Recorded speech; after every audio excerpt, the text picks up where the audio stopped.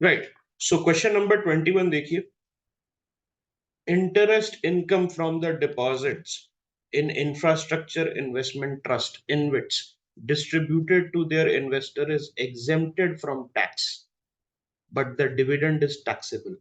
Now, here is the thing, it is the exact same line that was given in 2022 prelims. याद आया, inflation index bonds are exempted from taxation. इस type का कोई statement था ना just एक साल पहले, 2022 में इस टाइप का स्टेटमेंट था। तो आपने वहां पर क्या बोला था, सरकार जनरली एग्जेम्प्ट नहीं करती है उसको।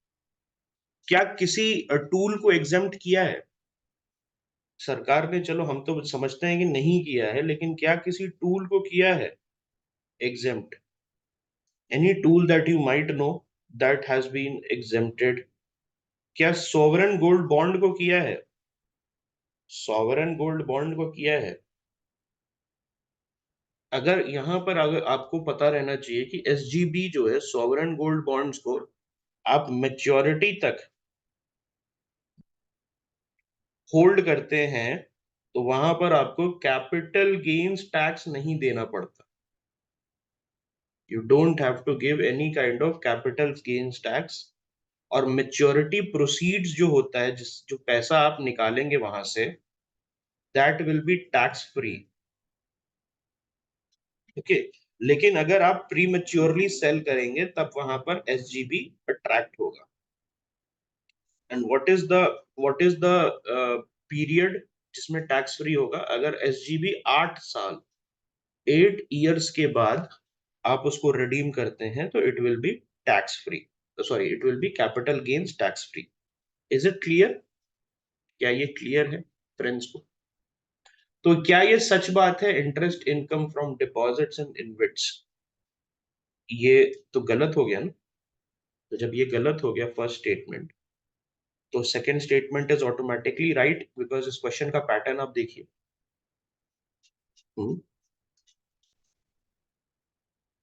एसजीबी में गोल्ड एज्यूम किया जाता है ना कि वो फिजिकल गोल्ड है।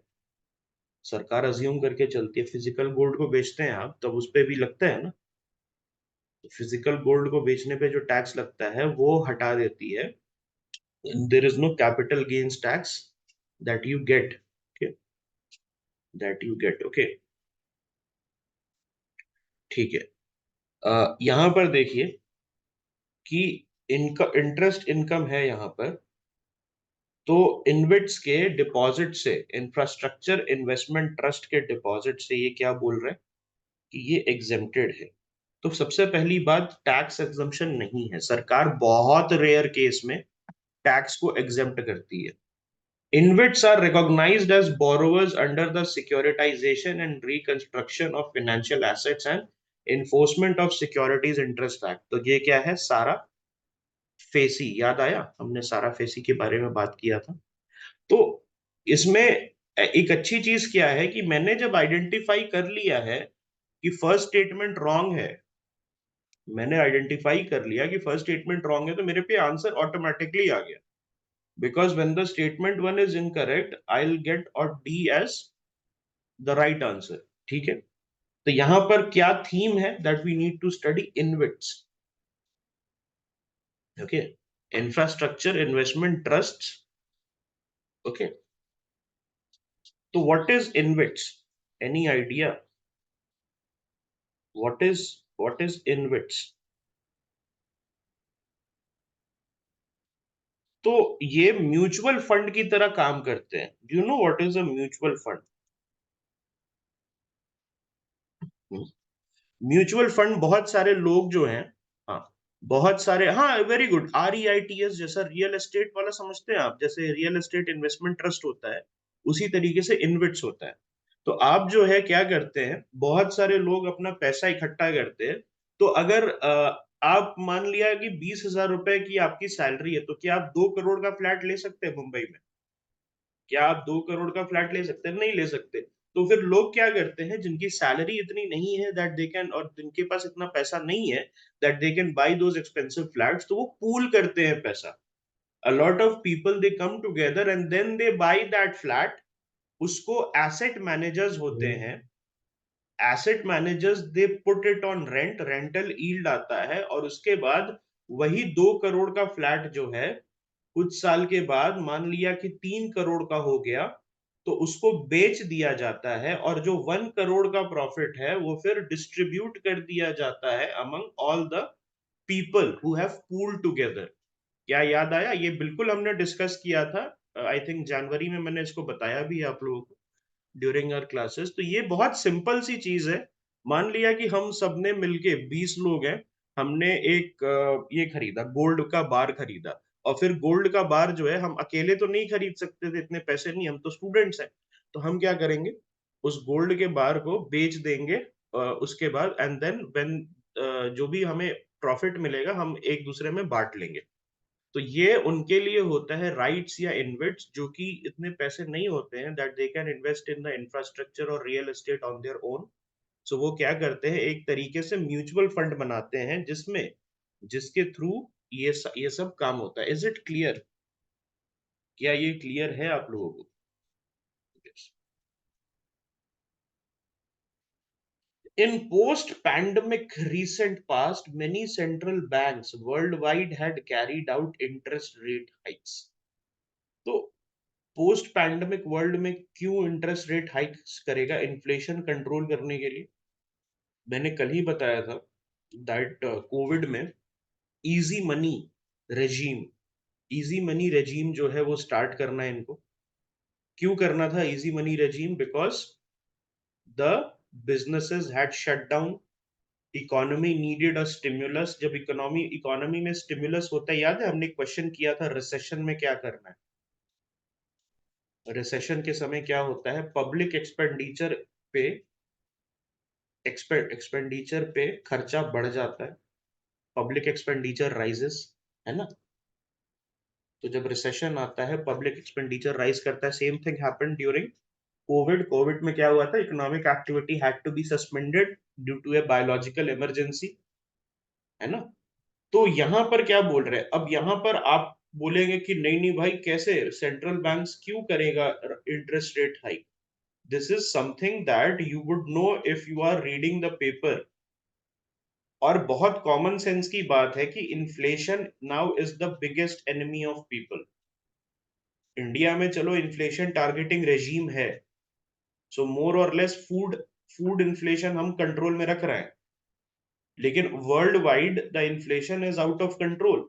सो यहां पर क्या बोल रहे हैं, मेनी सेंट्रल बैंक, आरबीआई नहीं बोल रहा है, many central bank interest rate hike करेगा। व्हाई?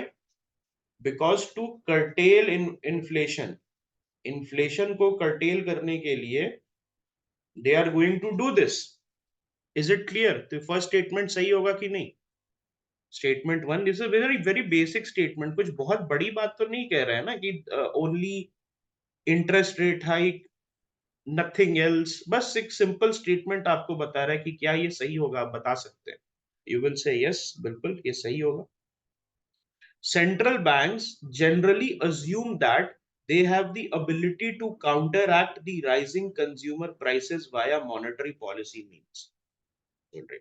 अब देखिए, सबसे पहली बात है कि अपना दिमाग यहां पर इसमें मत लगाइएगा कि let me look for some cues, let me look for some clues, let me look for some elimination techniques। सबसे पहले स्टेटमेंट पढ़िए, अगर कॉमन सेंस पे सॉल्व हो रहा है, अगर आप वो जो स्टेटमेंट है, if you are able to solve it on the basis of maybe your own knowledge, then solve it on that. Elimination technique, clues से सॉल्व करना, it is a last resort. Okay, this is something that you will do at the end of your reading session, कि अगर मुझे नहीं आ रहा है, ठीक है, इसको सॉल्व करना है, तब मैं देखता हूं। तो यहां पर अगर आप देखिएगा, सबसे पहली बात, वन इज करेक्ट, तो डी रॉन्ग हो जाएगा। अब मेरे पास 3 ऑप्शन बचे। Central bank generally assume, always assume नहीं लिखा है, क्या लिखा है, जनरली अज्यूम दैट उनके पास अबिलिटी होती है कि वो rising consumer prices, what is this rising consumer prices? Inflation, okay, via monetary policy means, via monetary policy means बिल्कुल ठीक है। अज्यूम करते तभी ना करेंगे, कोई अज्यूम नहीं करेगा ऐसे बेमतलब का थोड़ी इंटरेस्ट रेट हाइक क्यों करेगा, कोई इंटरेस्ट रेट हाइक क्यों करेगा।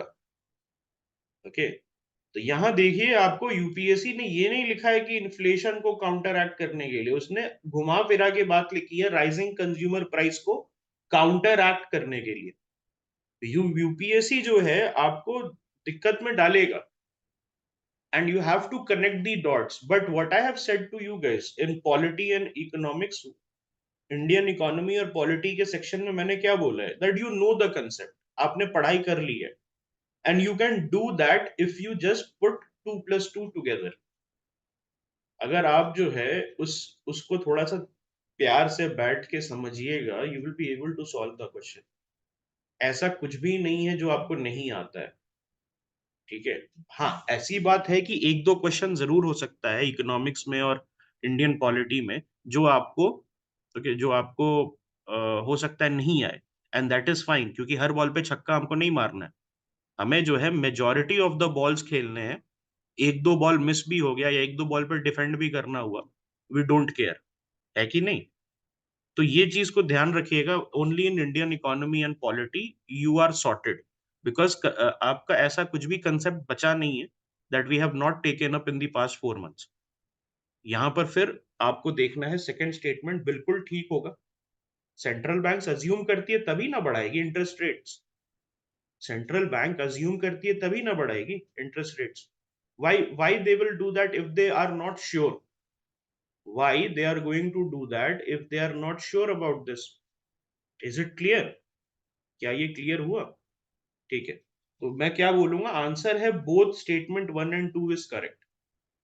ओके, यहां पर एक और चीज होती है दैट हम जो है ऑप्शन बी को भूल जाते हैं। देखिए बहुत सारे क्वेश्चन आए थे इस टाइप के स्टेटमेंट वाले, हम ऑप्शन बी को भूल जाते हैं कि इंडिपेंडेंटली सही हो सकता है स्टेटमेंट्स, और दोनों एक दूसरे को एक्सप्लेन नहीं कर सकता। हम क्या कहते हैं कि अगर ये एक्सप्लेन नहीं कर रहा है इसको, मान लिया स्टेटमेंट 2 एक्सप्लेन नहीं कर रहा है स्टेटमेंट 1 को, तो क्या होता है कि हो सकता है सबकॉन्शियसली आप सी पे आंसर लगा दे। मतलब statement 1 is correct and statement 2 is incorrect. सोच के देखिए क्या ये पॉसिबल है दैट अगर आपको ऐसा लगे कि स्टेटमेंट 2 स्टेटमेंट 1 को एक्सप्लेन नहीं कर रहा है, रादर देन थिंकिंग अबाउट क्या इंडिपेंडेंटली सही है, आप जल्दीबाजी में हो सकता है सी पे भी आंसर लगा सकते हैं, and this is a very common mistake that can happen. आपको लगेगा ये तो एक्सप्लेन नहीं कर रहा है, ये तो गलत हो गया, लेकिन भाई वो आप पहले देखेंगे, आप वो पहले देखेंगे कि क्या ये इंडिपेंडेंटली ठीक है कि नहीं। And this can happen majority in geography questions.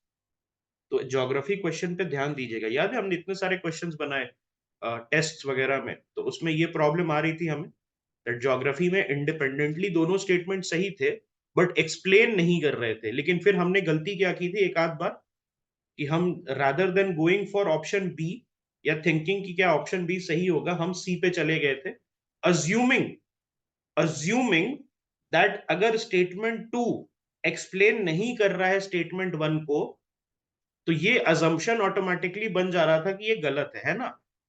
So first आप क्या चेक करेंगे जब भी आप इस टाइप के क्वेश्चन सॉल्व करना है, the first thing that you are going to assume will be that okay, this particular statement has to be read independently, statement 1 statement 2, and then once you have established, मान लिया कि मैंने establish कर लिया है first is correct second is correct, तब मैं इन दोनों में से देखूंगा। अब वहां पर पैनिक में या जल्दीबाजी में हो सकता है कि आप स्टेटमेंट 2 जो है उसको अगर बोल रहे हैं कि नहीं ये तो एक्सप्लेन नहीं कर रहा है, तो ये गलत आप कर दे इसको, बट हो सकता है इंडिपेंडेंटली सही हो। ठीक है, तो क्या इसका आंसर क्या होगा फ्रेंड्स? इसका आंसर होगा A. What is A? It is when the central banks will assume they have the ability to counteract the rising consumer prices, they will increase the interest rate. Is it clear? Okay. Carbon markets are likely to be one of the most widespread tools in the fight against climate change. क्या ये statement सही है? Carbon markets are likely to be one of the most widespread tools in the fight against climate change. Yes, कोई दिक्कत नहीं है। Carbon markets, अब यहाँ पर अगर फर्स्ट स्टेटमेंट पता है तो मुझे क्या पता लग गया कि डी आंसर नहीं होगा, है ना। Carbon markets transfer resources from the private sector to the state. क्या ये बात सच है? प्राइवेट सेक्टर से स्टेट की तरफ रिसोर्सेज को ट्रांसफर करते हैं, ये भी ठीक है। अब थोड़ा कंट्रोवर्शियल है, लेकिन इकोनॉमिस्ट में द इकोनॉमिक्स करके एक मैगजीन आती है, उसमें वर्ड टू वर्ड लिखा हुआ है, वहीं से उठाया यूपीएससी ने। सो द इकोनॉमिस्ट की मैगजीन से इनको इन्होंने उठाया है। सो कार्बन मार्केट जो है वो एक्चुअली ट्रांसफर करता है resources from the private sector. Now nobody knows, अभी तक आंसर की नहीं आया है, nobody knows what is the answer, is it A or B? Okay, so people are just speculating. Many coaching institutes have gone with C, but what I have seen, Vision ने दिया था the Economist का exact article, Vision के discussion में मैंने देखा था कि एग्जैक्ट आर्टिकल था जिसमें second statement word to word लिखा हुआ था, और वर्ड टू वर्ड वहीं से यूपीएससी ने इस पूरे क्वेश्चन को छापा है, मतलब छापा इन द सेंस बनाया है। तो ये इसमें हमें नहीं पता है क्या होगा, whether, okay, whether this is the fact कि प्राइवेट सेक्टर से ट्रांसफर होगा। I am assuming answer will be A. अभी लेकिन हमें नहीं पता है आंसर ए है बी है, because the answer key has not been released by UPSC. अगर ये इकोनॉमिस्ट का आर्टिकल नहीं होता, दी इकोनॉमिस्ट का आर्टिकल नहीं होता, तो I am very very straightforward with you guys, I would have gone with C, क्योंकि मैं इसको फिर गलत मानता कि कार्बन मार्केट जो है they do not transfer resources from the private sector to the state. लेकिन हम जब देख चुके हैं कि this has been written somewhere, और ये बहुत ज्यादा डिबेटेबल टॉपिक है, ये जो स्टेटमेंट है, not topic, statement is very debatable, that whether इसका काम है क्या, ये isn't it a negative sense कि हम प्राइवेट सेक्टर से रिसोर्सेज लेके स्टेट को दे रहे हैं, नेगेटिव सेंस की बात है ये।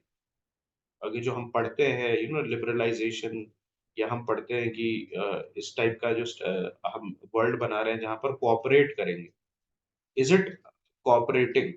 कार्बन मार्केट जो ट्रांसफर कर रहा है resources from the private sector to the state, क्या ये कोऑपरेशन की बात कर रहा है? नहीं कर रहा है।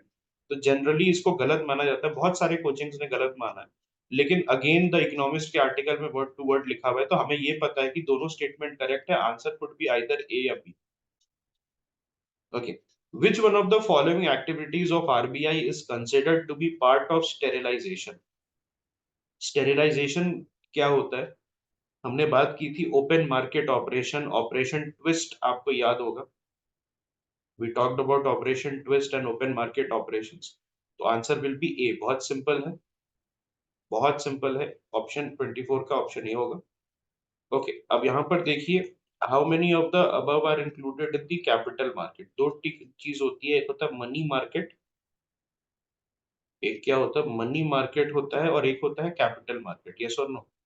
तो कैपिटल मार्केट में क्या होता है, गवर्नमेंट बॉन्ड मार्केट, क्या government bond market capital market में जाएगा? और कैपिटल मार्केट होता है लॉन्ग टर्म के लिए, मनी मार्केट होता है शॉर्ट टर्म के लिए। ठीक है, the first is correct.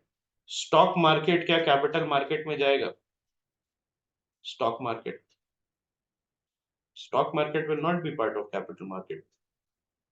Call money market and treasury bill market, ये दोनों तो शॉर्ट टर्म है, call money and treasury bill, ये दोनों शॉर्ट टर्म है, तो कहाँ जाएंगे? मनी मार्केट में। और what about stock market? Will the stock market not be counted as part of the capital market? Stock market में क्या लॉन्ग टर्म होल्डिंग नहीं होती? जस्ट थिंक अबाउट इट, क्या स्टॉक मार्केट कैपिटल मार्केट में आएगा या मनी मार्केट में आएगा? कैपिटल मार्केट में आएगा कि मनी मार्केट में आएगा? देखिए, financial securities is always capital market. Financial financial securities is always capital market. Okay, answer क्या है? ओनली टू होगा इसका, आंसर क्या होगा इसका? ओनली टू होगा। Is it clear? ठीक है, तो डेट और सिक्योरिटी दोनों कवर्ड होता है, डेट और सिक्योरिटी दोनों कवर्ड होता है कैपिटल मार्केट में, लेकिन लॉन्ग टर्म के लिए। और गवर्नमेंट बॉन्ड्स हमने बात की थी 5, 10, 15, 20, इस इन सालों के लिए आपका बन सकता है कि नहीं। उसके बाद स्टॉक मार्केट में आप होल्ड कर सकते हैं। क्या कॉल मनी और ट्रेजरी बिल तो सेटलमेंट आपको याद है ना, 91 डेज ऐसे करते हुए डेज में सेटलमेंट होता है कि नहीं। ट्रेजरी बिल्स में डेज में सेटलमेंट होता है। कितने टाइप्स के होते हैं ट्रेजरी बिल्स, कितने टाइप के होते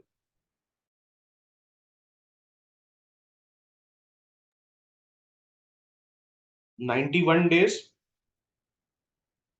182 डेज और 364 डेज। कहीं कहीं पे 14 दिन का भी दिया हुआ है, but what we know about the 14 days treasury bill, it has been discontinued I think. 14 days treasury bill का क्या सीन है, अभी डिसकंटिन्यू कर दिया इन्होंने। तो अभी जो तीन जो था, ओके, तीन जो था 91, 182 और 364, और 14 डेज का जो है, 14 डेज का जो ट्रेजरी बिल था। और ये इसमें क्या है कि जो 14 डेज का ट्रेजरी बिल्स है, ये इस पे कुछ ज्यादा क्लैरिटी नहीं है। इस पे जो है कोई ज्यादा क्लैरिटी नहीं है। तो ट्रेजरी बिल होता क्या है, जीरो कूपन रेट होता है कि is it a coupon bearing, is it a coupon bearing और zero coupon rate. Zero coupon rate होता है, इसमें आपको डिस्काउंट पे दिया जाता है। क्या दिया जाता है, डिस्काउंट पे दिया जाता है, ठीक है। ऑलराइट। और ये जो 14 डेज का बिल होता है, 14 डेज का बिल होता है, यहाँ पर जो है इस पे थोड़ी clarity, I just get it अंदर। तो कहीं कहीं पे दिया हुआ है 3 है, in certain books it is set की 3 है, सर्टेन जगह पे 4 दिया हुआ है। मिनिमम इन्वेस्टमेंट जो मुझे पता है 14 डेज में कि आपको 1 लाख रुपए, और उसके मल्टीपल में 14 दिन का बिल आपको बेचा जाता है। ठीक है, 14 डेज का बिल जो है वो आपको बेचा बेचा जाता है, ठीक है।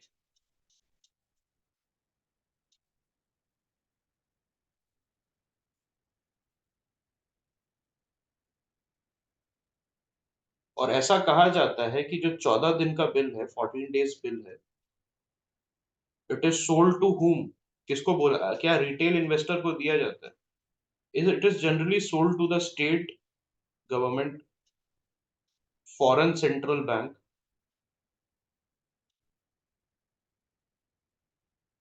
और कोई भी अदर स्पेसिफाइड बॉडीज,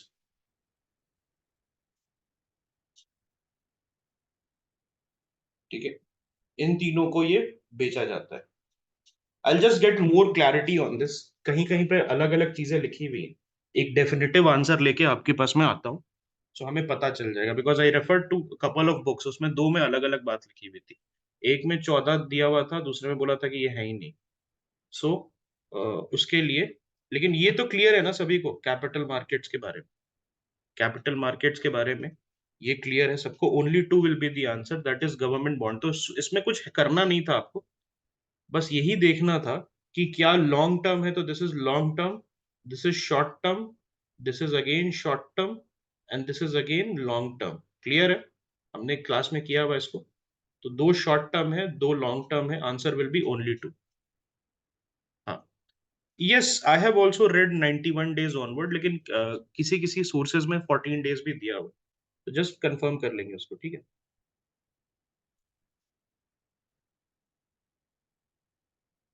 क्वेश्चन देखिए, consider the investment in the following asset: brand recognition, inventory, intellectual property, mailing list of clients. इसमें क्या पूछ रहा है,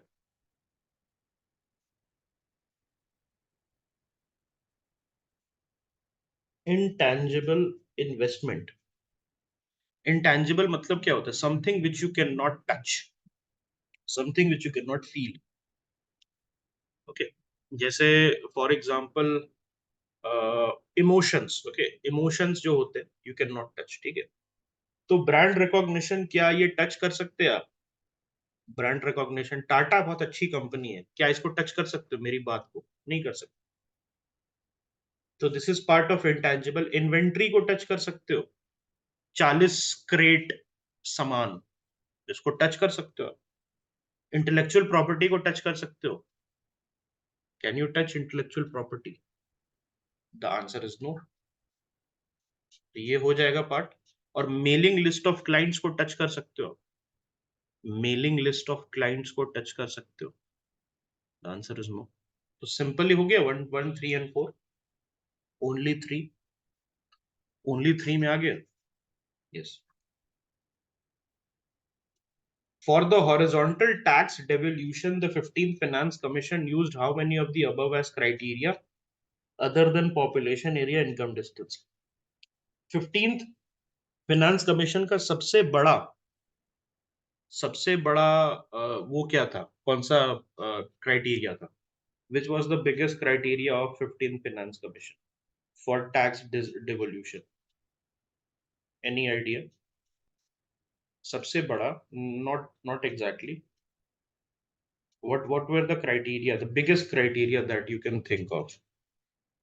सबसे ज्यादा इनकम डिस्टेंस था। Oasis is correct, 45% is income distance. उसके बाद डेमोग्राफिक्स पे 15% था, पॉपुलेशन। ऑलराइट। उसके बाद एरिया पे, कितना बड़ा आपका एरिया है, उस पे 15% था। 10% था फॉरेस्ट और इकोलॉजी पे। Just right it here. 45% income distance था।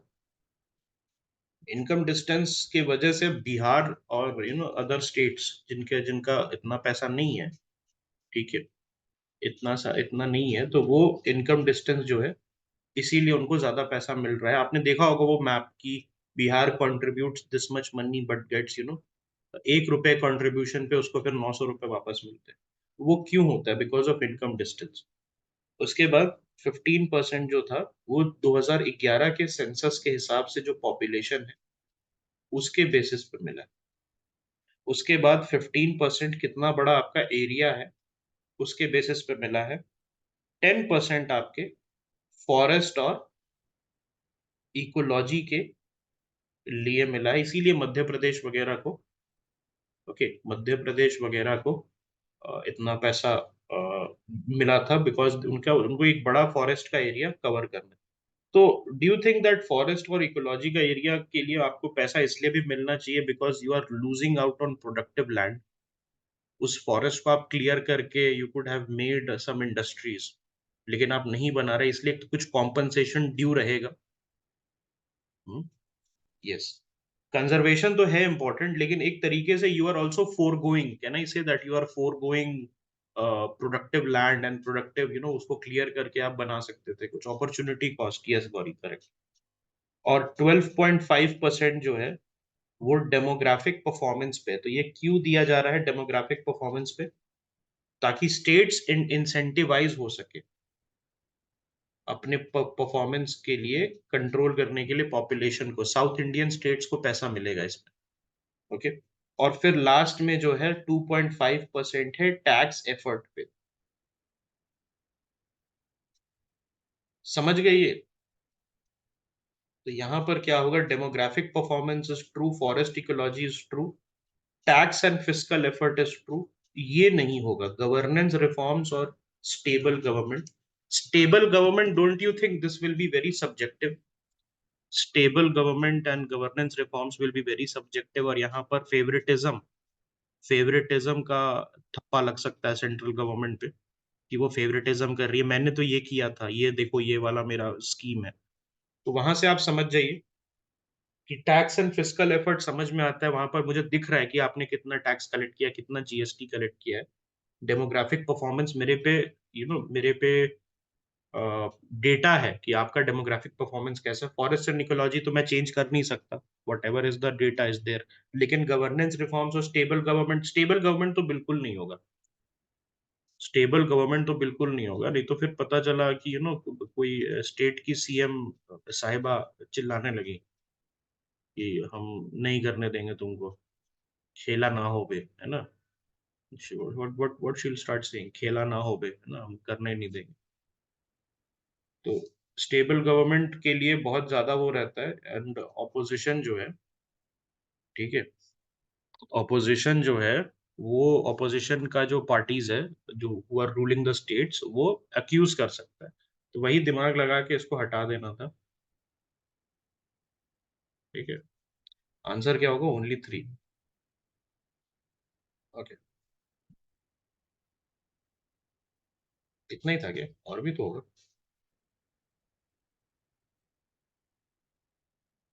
ये देखिए यहाँ पर, इसको भी इकोनॉमिक्स में थोड़ा देख लेते हैं। Finance bill or money bill in the Indian Parliament, since it is part of your budgetary process. So when the Lok Sabha transmits finance bill to the Rajya Sabha, it can amend or reject the bill. तो दोनों case में हमें पता है, finance bill 1 और finance bill 2 में this can happen.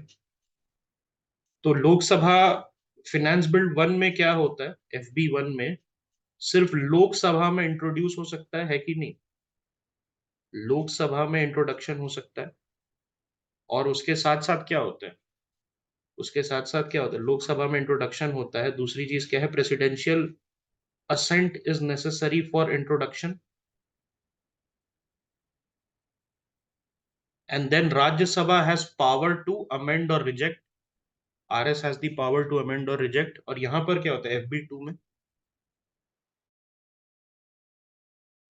FB 2 में क्या होता है? यहां पर it can be introduced in either house. It can be introduced in either house, लेकिन इसके इनिशिएशन के लिए और कंसिडरेशन के लिए you need presidential assent. Consideration के लिए प्रेस का असेंट चाहिए। बहुत ध्यान से सुनना, इंट्रोडक्शन बिना प्रेसिडेंशियल असेंट के हो सकता है फिनेंस बिल 2 का, लेकिन उसके कंसिडरेशन के लिए फिर प्रेसिडेंशियल असेंट चाहिए। दोनों में पॉसिबल है, जॉइंट सिटिंग पॉसिबल है, but it is not necessary. तो वर्ड्स का बहुत ध्यान रखना फ्रेंड्स। कहीं भी necessary, absolutely necessary, it will happen, इस टाइप की चीजें लिखी हुई है, या तो वहां पर आपको थोड़ा सतर्क हो जाना है और उसके साथ कंसिडर करना है पूरे स्टेटमेंट को। क्या नेसेसरी होता है? It become possible, becoming possible, joint sitting is possible but it is not necessary that बुलाना ही पड़ेगा ऑटोमेटिकली। नेसेसरी का मतलब क्या होता है? ऑटोमेटिकली बुला रहा है। The third statement is wrong and the first statement is correct. when the Lok Sabha transmits, in either cases the Rajya Sabha can amend or reject. In either case, the Rajya Sabha can amend or reject. When the Lok Sabha transmits money bill to the Rajya Sabha, it cannot amend or reject the bill. It can only make recommendation. Article 1110. This is true. Article 1110, 110 rather, not 1110, 110. Article 110. This is true. तो हमारा answer क्या होगा friends? Only two. Can we say that answer will be only two? अब यहां पर देखिए FB 1 में क्या होता है? FB 1 में मनी बिल का provision plus general legislation, matters of general legislation इसमें ऐड हो जाता है। FB 2 में क्या होता है? फिनेंस बिल 2 में anything withdrawal of money from the consolidated fund of India for reasons not mentioned in the article 110 which are not mentioned there. ये क्लियर है? तो FB 1 और FB 2 का मैंने आपको बता दिया वो जो डिफरेंस है। अब बन जाएगा, कोई भी क्वेश्चन आएगा इससे related, even in mains you can write, है ना? तो वो जो मीम देखा था, अरे इसको तो पता है FB 1 और FB 2 के difference, those two girls were getting very excited, so that was for me only, कि वो मेरे लिए ही, मेरे तरफ देख के बोल रही थी दोनों। हाँ, ठीक है, ओके।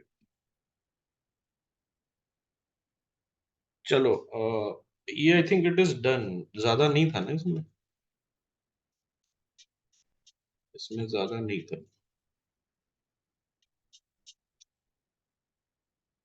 इकोनॉमिक्स के क्वेश्चंस कम थे इसमें रादर। ये अनीमिया मुक्त और जननी सुरक्षा, इसको कर लेते हैं, इसको एज पार्ट ऑफ इकोनॉमिक्स ही करेंगे हम। हाँ, देखिए, जननी सुरक्षा योजना, it is a safe motherhood intervention of the state health department. Its objective is to reduce maternal and neonatal mortality among poor pregnant women. It aims to promote institutional delivery among poor pregnant women. Its objective includes providing public health facility to sick infants up to 1 year of age. 1 year possible है क्या? एक बच्चा 1 साल तक ही बीमार पड़ता है? क्या बच्चा 1 साल तक ही बीमार पड़ता है? नहीं करता, ठीक है। That is something that you need to understand. तो फोर्थ स्टेटमेंट देखिए, सबसे पहले चारों स्टेटमेंट को पढ़ना है। जब भी क्वेश्चन आएगा तो चारों स्टेटमेंट जो है उसको पढ़ना है आपको, उसके बाद ही कोई आप डिसीजन लेंगे, ठीक है। पहले ही नहीं ये कर लेना है। तो सबसे पहले स्टेटमेंट देखिएगा, statement 4 is not correct. Y?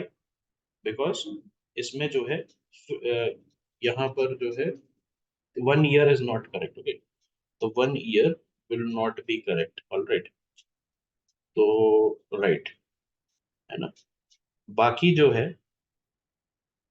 Yes, बाकी जो है पहली बात यह है कि जननी सुरक्षा योजना में there is no direct dealing, there is no direct dealing with infants. Infants के लिए नहीं है वो, फिर शिशु योजना कुछ लेके आते हैं। तो ये गलत हो जाता है। यहाँ 1 year लिखा हुआ है, तो कहीं भी जाके आपके चार स्टेटमेंट में से किसी में भी कुछ बहुत एग्जैजरेटेड चीज लिखा रहे, बहुत ज्यादा ही एग्जैजरेटेड चीज लिखा रहे, और अगर बहुत ही ज्यादा ऐसी चीज लिखा रहे कि मान लो कि 1 year है, 3 year है, ओनली है, तो उसमें हो सकता है कि this statement will be wrong, okay.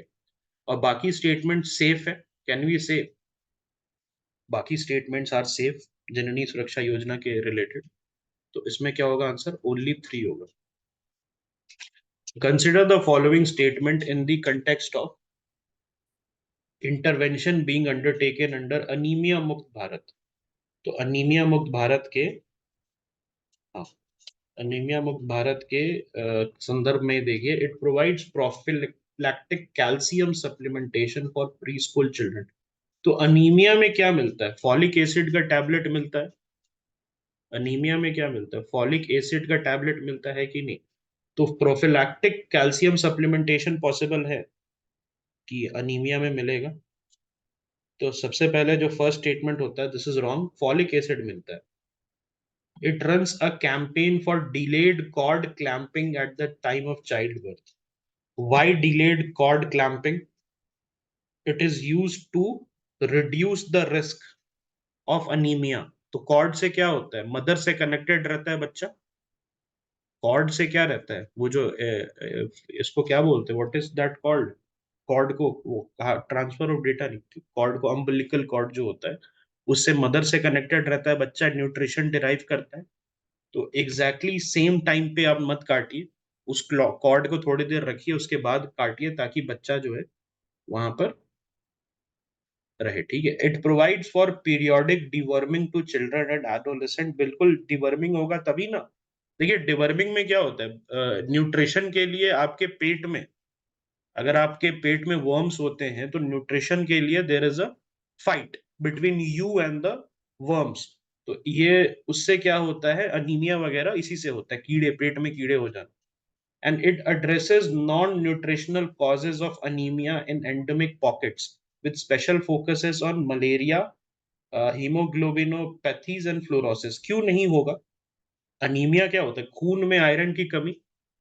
हम यही बोलते हैं ना, खून खून की कमी, खून में आयरन की कमी, ये सब। तो क्या मलेरिया, फ्लोरोसिस और हीमोग्लोबिनोपैथी की वजह से आपका प्लेटलेट, आरबीसी वगैरह नीचे नहीं जाएगा? तो बिल्कुल होता है ये। Third is correct. आंसर क्या होगा? ओनली 3 होगा। This first is wrong, calcium supplementation नहीं दिया जाता, फॉलिक एसिड दिया जाता, ठीक है। इसी के साथ आपका, आई एम अज्यूमिंग कि सारे क्वेश्चंस हमने कर लिए रिलेटेड टू इकोनॉमिक्स। बाकी जो है हम लोग फिर आएंगे इस पे, इसकी तरफ हम लोग फिर आएंगे व्हेन वी वर डूइंग, जब हम ये जो है ज्योग्राफी वगैरह पढ़ेंगे, ठीक है। अच्छा नहीं, बचा हुआ है, ये देखो, MSME, according to micro small medium enterprises development act 2006, इसके हिसाब से अगर आप देखें तो क्या बोल रहा है? The medium enterprises are those. Okay, the medium enterprises are those with investments in plant and machinery between 15 crores to 25 crores. Is it true? The answer is no. Okay. Medium enterprises जो है उसका limit है 50 करोड़ का. Okay. और उनका और turnover का limit क्या है? 250 करोड़. टर्नओवर का लिमिट है ₹250 करोड़. और इक्विपमेंट और machinery should not exceed ₹50 crore. Equipment and machinery should not exceed ₹50 crore. ये गलत हो जाता है जनरली. मैंने क्या बताया था? In general that on 9 out of 10 times this exact data जो है वो गलत होता है. 9 out of 10 times what we have seen is that exact data is wrong. Whenever UPSC gives you the exact data of money, इतना पैसा लगेगा ही लगेगा, इतना चीज लगेगा ही लगेगा, तो वो wrong होता है. All bank loans to the micro, small and medium enterprises qualify under the priority sector. जितने भी बैंक लोन्स हैं, जितने भी बैंक लोन्स हैं वो सभी एमएसएमई सेक्टर वाले वो प्रायोरिटी सेक्टर में काउंट होते हैं.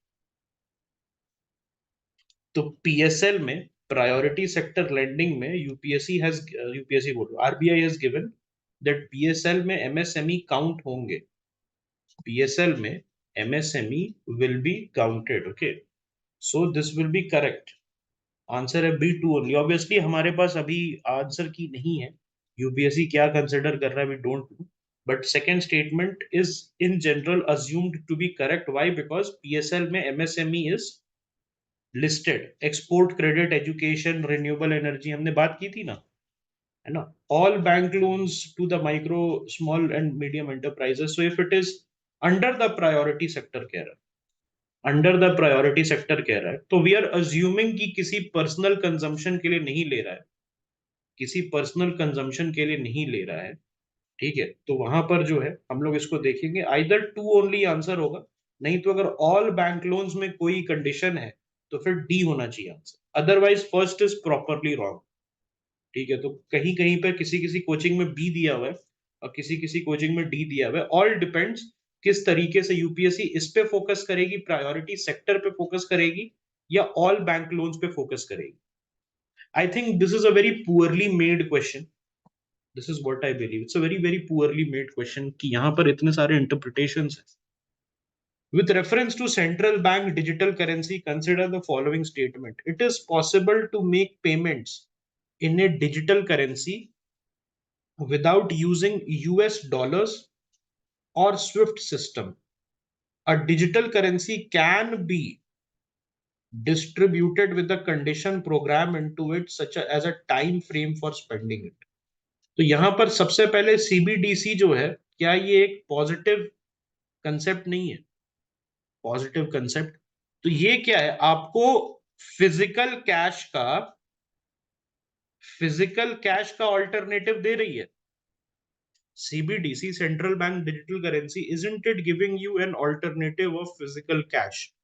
तो क्या आपको जब ऑल्टरनेटिव दे रही है फिजिकल कैश का, will it ask you to be dependent on the SWIFT system और द यूएस डॉलर? आप जब फिजिकल कैश यूज करते हैं तो क्या आप स्विफ्ट सिस्टम से देते हैं कि हाथ में पकड़ा देते हैं, ये लो भैया मेरे को सामान दे दो, ऐसे ही करते हैं ना? तो सीबीडीसी क्यों करेगा? CBDC why it will rely on something जो आप फिजिकल कैश में नहीं करते हैं. तो वॉलेट टू वॉलेट है, ठीक है, उसको आप बिल्कुल प्रोग्राम कर सकते हैं. दोनों स्टेटमेंट करेक्ट है. Both 1 and 2. Both 1 and 2 is correct. In the context of finance, the term beta refers to the process of simultaneously buying and selling of an asset, investment strategy of a portfolio manager, type of systemic risk that arises where perfect hedging is not possible, a numeric value that measures the fluctuation of a stock to changes in the overall market. तो इसमें से beta क्या होता है? Any ideas? Beta refers to what? It is fourth.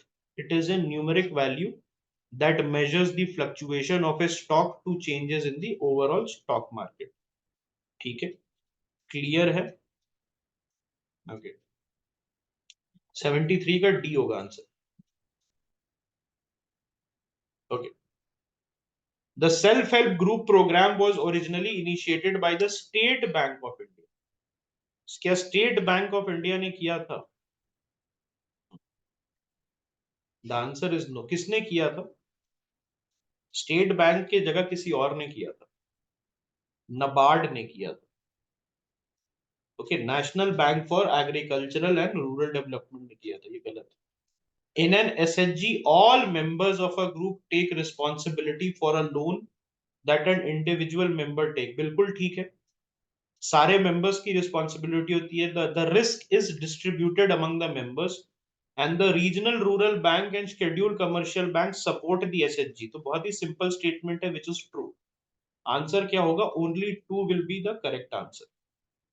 Okay,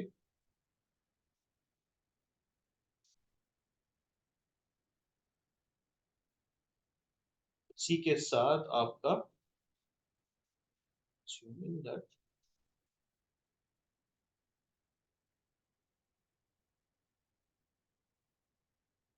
हो गया, इसी के साथ आपका इकोनॉमिक्स से क्वेश्चन कंप्लीट।